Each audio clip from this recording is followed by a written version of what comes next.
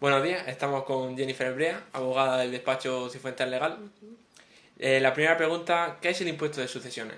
A ver, el impuesto de sucesiones es un impuesto que se paga cuando una persona fallece. Los herederos tienen que pagar un impuesto que es por la transmisión mortis causa, es decir, cuando unos herederos van a heredar, pues no sé, lo más común en el patrimonio son viviendas, la vivienda habitual, unas cuentecillas que tenga el fallecido en el banco, eso lo hereda la persona, los hijos normalmente, y la viuda o el viudo, y entonces tienen que tributar por el impuesto de sucesiones por lo que han recibido de la herencia. Vale, ¿cómo se calcula este impuesto de sucesiones?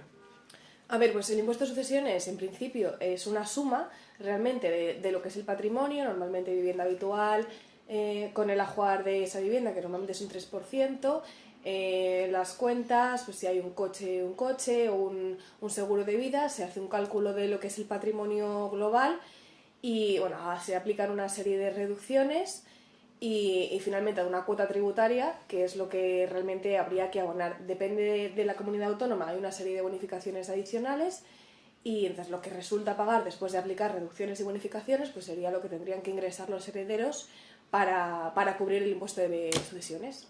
Vale, y realmente, ¿cuánta cuantía en un caso normal se suele pagar? ¿Es tan gravoso como se piensa el impuesto?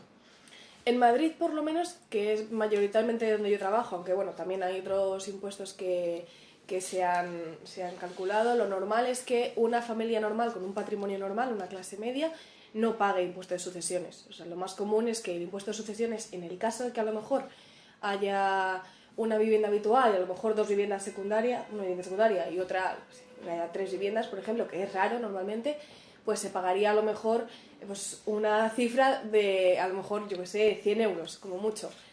Son normalmente cuantías bastante bajas. O sea, un patrimonio normal de una vivienda habitual y unas cuentas en el banco no pagaría normalmente impuesto de sucesiones. Vale, ¿y por qué existe este impuesto? Es decir, ¿cómo se justifica la existencia de este impuesto? A ver, pues la política de los impuestos realmente es recaudar para sanidad, para políticas sociales, en general para educación, para todas las políticas que existen.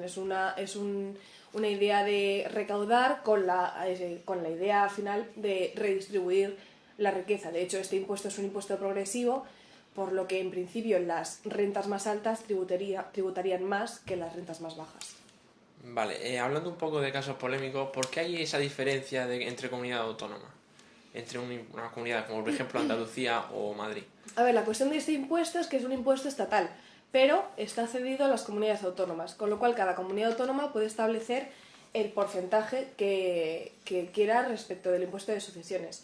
Por ejemplo, en la Comunidad de Madrid, la polémica que ha habido con Andalucía es porque en la Comunidad de Madrid hay una bonificación del 99%, es decir, de la cuota tributaria resultante únicamente se pagaría el 1%. Normalmente es el 1% sobre cero, porque la cuota ha resultado cero, con lo cual no se paga nada. Pero en el caso de que hubiera algo a pagar, se pagaría el 1% sobre eso. En Andalucía esas bonificaciones no existen, si bien realmente hay unas deducciones que a lo mejor patrimonios de hasta 250.000 euros no estarían tributando por el impuesto de sucesiones. La polémica real es porque por impuestos, por herencias muy cuantiosas, yo que sé, a lo mejor 800.000 euros, sí que los herederos estarían tributando más en Andalucía o Extremadura que en Madrid o incluso Canarias, que el impuesto está muy bonificado y prácticamente está exento. Vale, y otra de las polémicas, sobre todo muy vista en redes sociales y el argumento que mucha gente saca con respecto al impuesto de sucesiones es que argumentan que pagar por lo que pagaron mis padres es un robo por parte del Estado. ¿Realmente esto es así?